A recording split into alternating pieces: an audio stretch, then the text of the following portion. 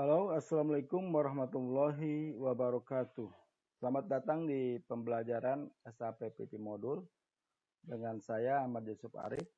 Untuk informasi lebih detail, Anda bisa lihat di situs sapindonesia.net.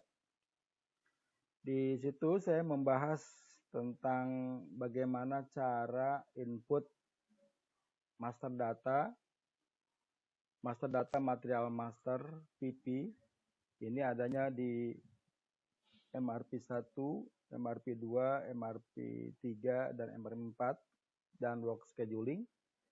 Kemudian juga bagaimana cara input BOM, bill of material, work center, routing, dan production person. Lalu juga saya akan mengajarkan konsep tentang demand management atau planning process. Apa yang dimaksud dengan demand management, kemudian strategi yang juga kita akan bahas ada dua, yaitu make to stock dan make to order. Berikutnya adalah material requirement planning atau MRP. Juga saya di sini membahas tentang apa itu MRP, kemudian technical proses dari MRP itu apa saja, teknik cara perhitungan MRP seperti apa, kemudian metode of running MRP. MRP itu dijalankan dengan metode yang dengan tikot apa saja, dan kemudian adalah faktor influencing dari MRP run, ya. Faktor apa saja yang mempengaruhi pada saat proses running MRP. Kemudian materi berikutnya nanti juga kita akan membahas tentang production order execution. Nah, ini adalah cycle produksi mulai dari create production order, kemudian availability check, ya, cek pada material maupun pada mesin, kemudian production order release, capacity planning, scheduling, good issue, confirmation, good receipt, dan terakhir adalah TECO atau technical complete, ya. Dan satu hal lagi di SAP PP modul ini, saya juga membahas tentang configuration, ya. Jadi bagaimana cara membuat konfigurasi di SAP PP modul, baik itu pada master data ataupun pada MRP atau order type depending parameter dan seterusnya. Di sini nanti akan dikupas, tentu saja akan lebih dalam lagi, detail lagi manakala ada di member area. Kalau yang di SAP Indonesia.net ini saya hanya memberikan gambaran aja bisnis proses dan flow-nya, tapi untuk lebih detailnya termasuk bagaimana cara di SAP skenario-nya seperti apa, Anda harus masuk ke member area. Dan ini semua sudah ada materinya berupa video tutorial saya full dari saya sendiri. Kemudian diprediksi sub modul ini kurang lebih ada 1 jam atau lebih lah, ya, kurang lebih ya 1 jam. Setiap pembahasan materi-materi ini 1 jam, sehingga akan panjang lebar. Tentu saja di video tutorial di sini yang ada di masing-masing sini saya hanya memberikan gambaran secara garis besarnya aja, ya. Oke. Selanjutnya saya akan membahas sekarang tentang demand management, ya. MRP nanti Anda bisa lihat di sini sudah tuntas, ya, pembahasan bisnis prosesnya. Kemudian saya akan masuk ke demand management. Apa yang dimaksud dengan demand management atau planning proses? Kita lihat caption berikut ini. Oke, agenda kita yaitu tentang pemahaman tentang demand management. Kemudian tipe dari permintaan atau requirement. Pertama ada yang berupa plan independent requirement atau PIR. Ada juga yang customer requirement atau yang di generate oleh SO atau sales order. Lalu planning strategi, ya. Planning strategi tentu saja nanti ada juga planning strategi customization, apa bedanya dengan planning strategi yang di atas. Kemudian metode of production, ya. Metodenya nanti ada 2, make to stock dan make to order, ya. Make to stock berarti mengambil keadaan stok, mengambil posisi stok, sedangkan make to order akan tergenerate dari order atau sales order. Oke.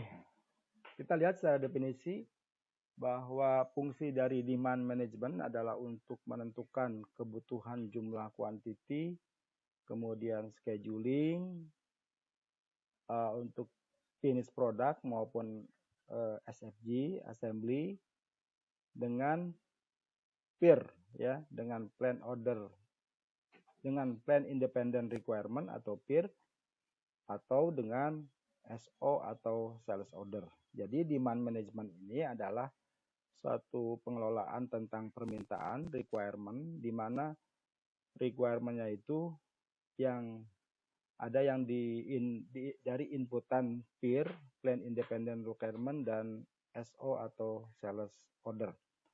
Yang PIR itu adalah requirement dari marketing dan PPIC, ya.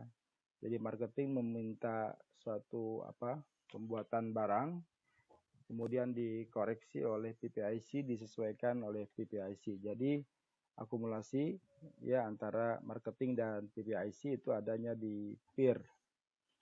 Lalu dengan SO itu berarti yang di-generate, di-trigger oleh sales order, di mana tim SD modul dia membuat SO, kemudian SO-nya itu di run MRP, maka akan masuk ke produksi sebagai pesanan untuk produksi atau biasa disebut dengan make to order, MTO.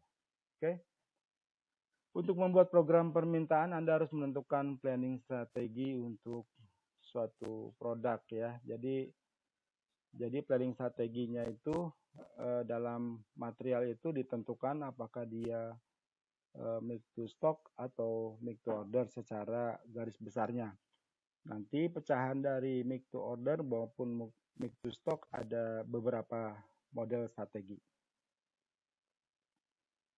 Planning strategi menggambarkan bisnis prosedur untuk perencanaan jumlah dan tanggal produksi. Penggunaan planning strategi dapat memutuskan jika produksi di-trigger oleh SO atau jika di-trigger oleh PIR atau kedua-duanya, ya. Jadi planning strateginya itu nanti bisa ditentukan salah satu, ya, dari material. Ini adanya di material master. Oke, kita lihat overview dari demand management. Berikutnya adalah demand management, hubungan antara top level requirement planning, misalnya SOP, material forecasting, dengan material MRP atau MPS. Jadi kalau Anda lihat dari diagram ini bahwa demand management itu munculnya itu dari manual entry. Manual entry yaitu PIR yang diinput oleh marketing dan PPIC. Bisa juga dari SOP, ini ada dua, SOP by production plan dan sales plan, ya. Ini ada program khusus buat marketing, buat input requirement, atau juga yang dari material forecast. Material forecast itu yang ada di material master berdasarkan material-material yang sebelumnya. Atau copy another plan, ini bisa dimaksudkan adalah ini yang dari copy dari LSMW, ya. Mungkin Anda belum kenal istilah itu, tapi ini yang LSMW itu adalah yang diupload dari data Excel ke program SAP. Oke, gitu ya. Maka ini semuanya masuk dari sini akan menjadi demand program, ya. Dari demand program ini kemudian diperlakukan proses namanya MRP atau MPS, ya. Lalu tipe dari permintaan, ya. Yang tadi saya sudah gambarkan bahwa tipe of requirement itu ada dua bagian besar, yaitu yang disebut dengan ini yang namanya plan order requirement atau PIR. PIR adalah sama dengan sebuah forecast, ya. PIR forecast sama. PIR adalah permintaan terencana yang dipercaya akan menjadikan permintaan untuk masa depan.